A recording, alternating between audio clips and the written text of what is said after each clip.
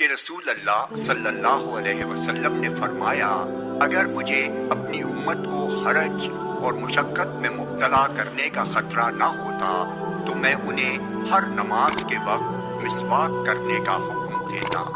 جامع ترمذی حدیث نمبر 22۔ یہ حدیث صحیح ہے۔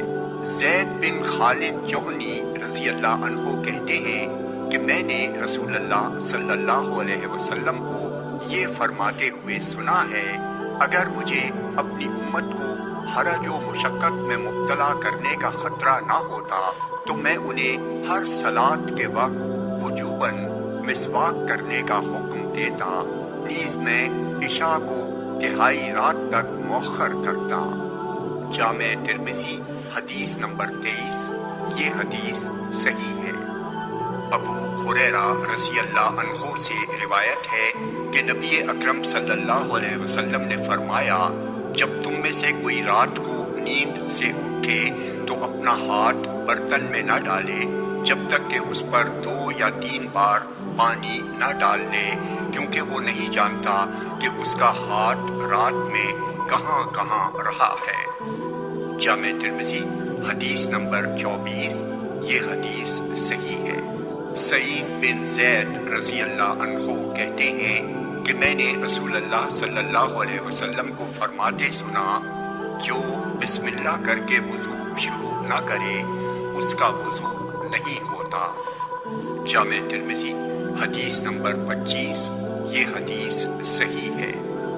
اس سند سے بھی رسول اللہ صلی اللہ علیہ وسلم نے فرمایا، جب تم وضو کرو تو ناک جھاڑو اور جب ڈھیلے سے استنجا کرو تو طاق ڈھیلے لو۔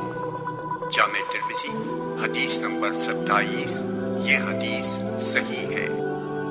مغیرہ بن شعبہ رضی اللہ عنہ کہتے ہیں کہ نبی اکرم صلی اللہ علیہ وسلم نے وضو کیا اور دونوں موزوں اور امامے پر مسح کیا۔ محمد بن بشار نے ایک دوسری جگہ اس حدیث میں یہ ذکر کیا ہے کہ آپ نے اپنی پیشانی اور اپنے امامے پر مسح کیا۔ جامع ترمذی حدیث نمبر 100۔ یہ حدیث صحیح ہے۔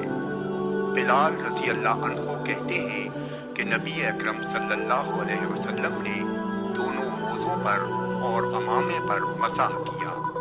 جامع ترمذی حدیث نمبر 101۔ یہ حدیث صحیح ہے۔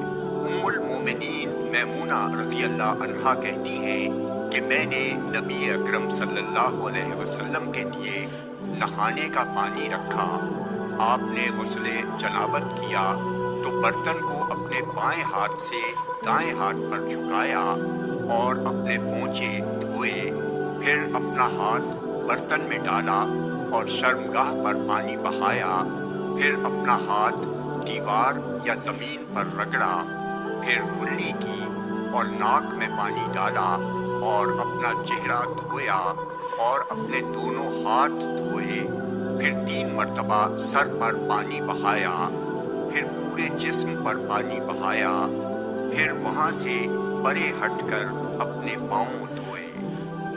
جامع ترمذی حدیث نمبر 103۔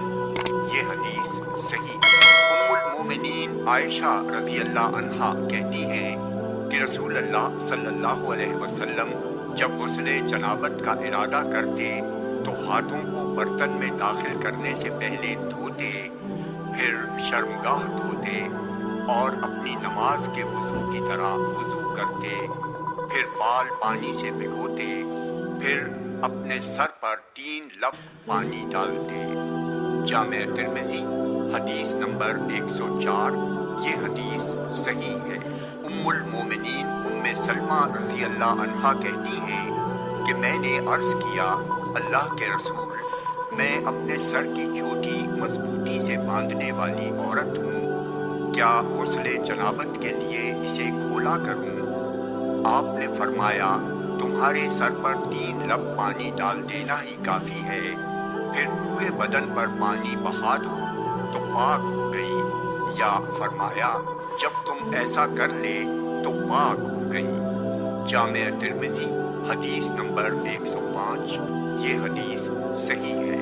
ابو ہریرہ رضی اللہ عنہ سے روایت ہے کہ نبی اکرم صلی اللہ علیہ وسلم نے فرمایا ہر بال کے نیچے جنابت کا اثر ہوتا ہے، اس لیے بالوں کو اچھی طرح دھویا کرو اور کھال کو اچھی طرح مل کر صاف کرو۔